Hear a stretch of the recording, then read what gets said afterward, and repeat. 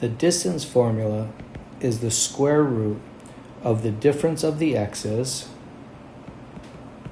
squared plus the difference of the y's squared. That's Pythagorean's theorem. And so this is equal to the square root. X2 is 6 minus x1 is negative 2.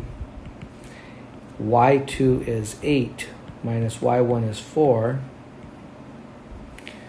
This turns into 6 plus 2, which is 8 squared, plus 4 squared, which is a square root of 64 plus 16, which is the square root of 80. And then we'll break down 80 as 16 times 5, and we'll take out the 16 by square rooting it and get a 4. So this is 4 root 5. For part B, the slope is the rise, which is y2 minus y1, over the run, which is x2 minus x1. So y2 is 8. Where did I go here? Y2 is 8 minus y1 is 4 over 6 minus a negative 2. That's a 4 over 6 plus 2 is 8, and that reduces to 1/2. The midpoint is, the x value of the midpoint is the x values added up divided by 2. So that's negative 2 plus 6 over 2, 4 over 2, which is 2. The y value of the midpoint is y1 plus y2 over 2, which is 4 plus 8 over 2, which is 6. All right, for number 2, the distance is going to be the square root of the difference of the x's. So that's 6 minus 2 squared plus the difference of the y's, 7 minus 3 squared, which is 4 squared plus 4 squared, which is, the square root of 32. And that's going to be 16 times 2. Now we'll take the 16 out by square rooting it and get a 4. So this is 4 root 2. All right, for the slope, we have the difference of the y's. Y2 is 7 minus y1 is 3 over x2 is 6 minus x1 is 2. This is 4 over 4, which is 1.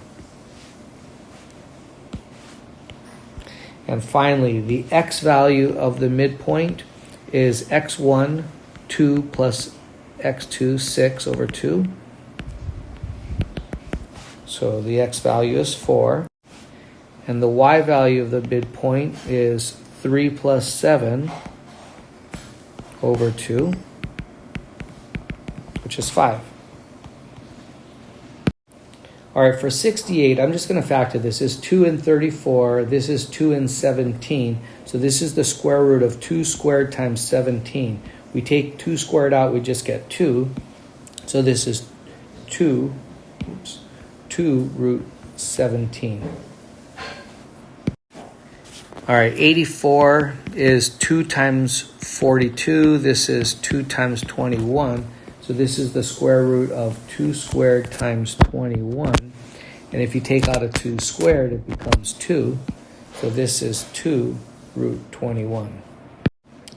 400, this one's not too difficult, so I don't need to factor. This is just 4 times 100. If we square root 4, what did I just do? If we square root 4, we get 2.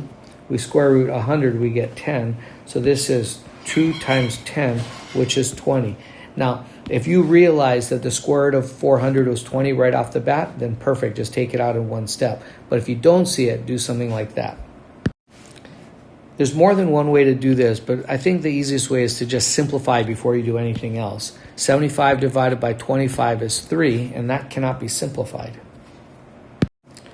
Okay, anything with a negative exponent just inverts and it just goes to the other side of the fraction. So you create a fraction, you just put it on the other side. So we have x to the positive 4 down there, leaving a 1 behind up top. Here we're going to multiply the 3 and the 6 and get 18. And then we're going to have y to the 3 plus 4 is 7. Here we have 4 times 7 is 28. And we have x to the 2 minus 2 is 0. Anything to the 0 power turns into a 1. And if 28 times 1 is still just 28. Here I'm going to multiply the 4 and the 8 and get 32. And I'm going to have x to the negative 3 plus 2 is negative 5. Y to the 2 plus 4 is 6. And z, negative 1 and negative 3 is negative 4. Now I'm going to create a fraction. Everything with a positive exponent, the 32 and the y to the 6 stays put. And the x to the 5 and the z to the 4 move. So that's the answer. Oops, what did I do? So 32 y to the 6 over x to the 5th, z to the 4. There's lots of ways to do number 11, but I'm going to cancel here. That becomes a 3. And then I'm going to move this down. So what I have is a to the 4 on top, and I have 3 a squared b cubed b to the 3. Now, I'm going to cancel. These two cancel with 2 of those, making that a 2. And then this multiplies, oops, that's a 2 right there. So this multiplies to b to the 5. So I'm going to end up with a squared in the numerator and 3b to the 5th in the denominator.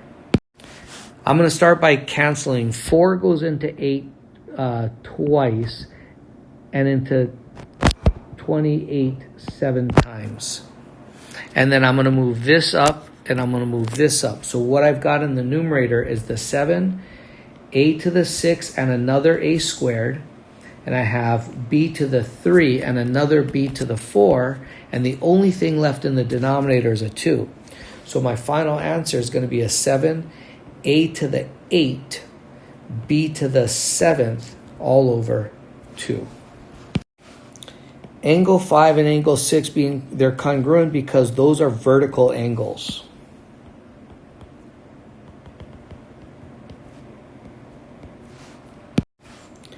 Angle 13 and angle 10. Well, these are the two lines, and this is your transversal. This and this are corresponding angles.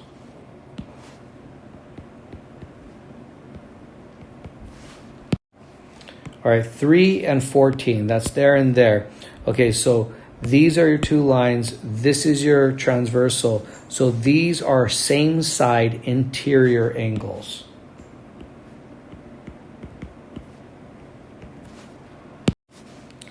Angles 12 and 13. Here's 12 and 13. This is a straight line, so those are supplementary angles. Because it's a 180. Oops, what did I just do? I'm saying 180.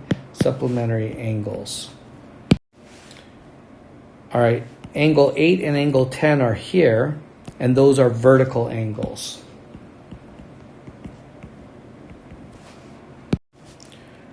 All right, number 6 and number 13, those have no relationship.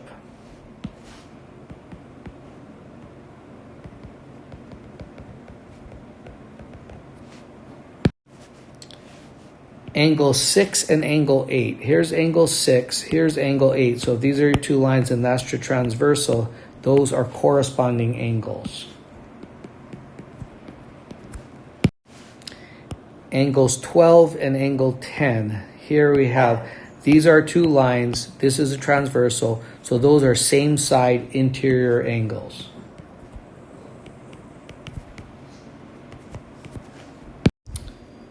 Okay, this is a straight line, so this makes 180 degrees. They're supplemental. So x plus 59 equals 180. So x must be equal to 121. These are vertical angles, so those have to be equal. So 2x minus 6 equals 72. So 2x equals 78 by adding 6. So x equals 39. Number 23, if A and B are complementary, meaning they add to 90, that means this and this must add to 90. So 2x plus 7 plus 4x minus 13 is 90. Combining like terms, we get 6x minus 6 equals 90. Add 6 to each side and we get 96. Divide by 6 on each side and we get 16. So now we found x, but now we need angle A, which is right here. 2x plus 7 is 2 times 16 plus 7, or 32 plus 7. So the measure of angle A is 39. The interior angles of a triangle are here, and we know the interior angles add up to 180. So the equation is 5x plus 3x plus 7x all add up to 180. Combining like terms, we get that. So x is going to be 15 goes into 18 once with 3 left over. 15 goes into 30 twice. So x is 2. But then they want the angle, the measure of the smallest angle. This is the measure of the smallest angle. So 3x is 3 times 12, which is 36. Okay, we want to know the measure of an angle, so we'll say x is equal to the angle. And we want to know the angle and its supplement. So 180 minus x must be the supplement. Okay, the supplement of an angle, I just turned off the recording, but the supplement of the angle is 180 minus x is 60 degrees less than triple its complement. 60 degrees less than triple the complement. Well, the complement is 90 minus x. I should have put that, the complement. Okay, so that's triple that is this. And then 60 degrees less is that. So the supplement is 60 degrees less than triple the complement. So now I'm going to distribute this 3.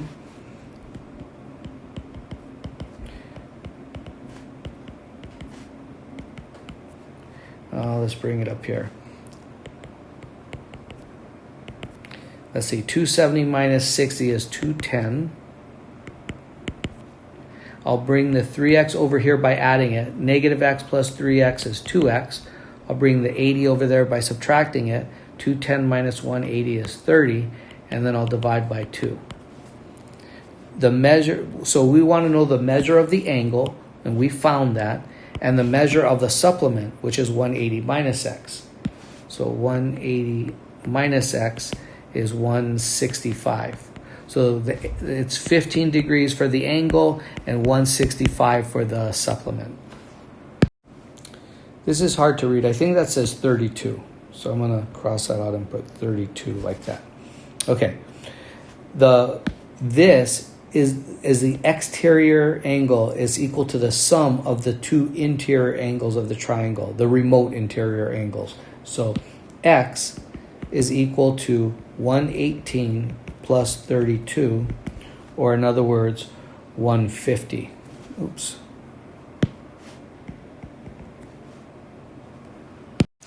An octagon has 8 sides, and the formula is 180 times n minus 2. So 180 times 8 minus 2 is going to be 1080. Okay, the exterior angle of a triangle is equal to the sum of the two remote interior angles. So x must be equal to 70 plus 35, which is 105. And we know that x and y are supplementary because they share a straight line, so that's 180. So 105, that's x, plus y must be equal to 180. So y must be equal to 180 minus that is 75. Okay, here I'm going to look at this triangle first. Okay. Actually, you know what? I take it back. Let's look at this triangle first. So this is the missing side. This and this are 60. So 60 plus 90 plus y is 180.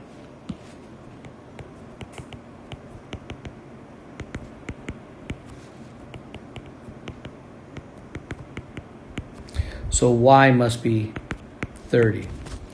So now that we know this is 30, okay, we know that this angle plus the sum of these angles must be 180. So in other words, I'm going to say 90 plus 20 plus 30 plus x have got to be equal to 180. So this is x plus, let's see, 90, 110, 140. So x must be equal to 40.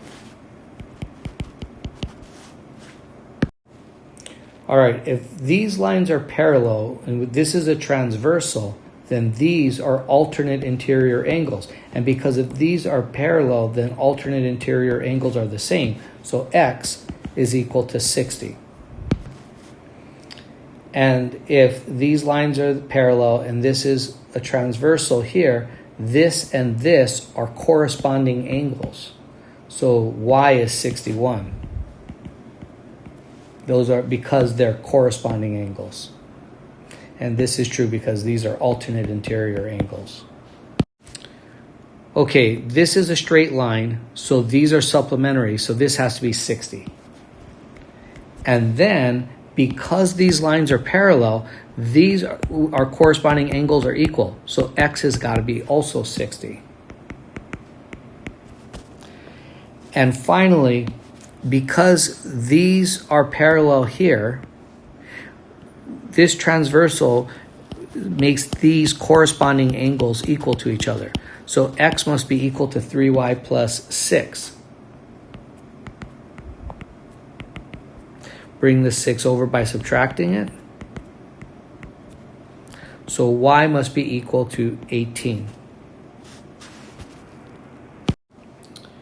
Okay, this line is a transversal to these lines. So these are alternate interior angles. And because these lines are parallel, these alternate interior angles are equal. So 3x must be equal to 42. So x will be equal to 14 by dividing each side by 3. Now, I have this angle, and this angle. They all make up a triangle. So all of those things have to add up to 180. So 90 plus 6y minus 6 plus 42 equals 180. Combining like terms, we have 6y, and let's see, 84, 82 plus 42.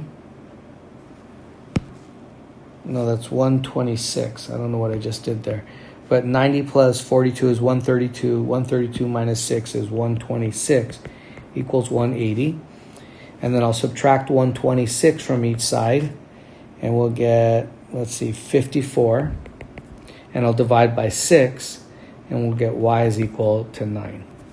And that's it.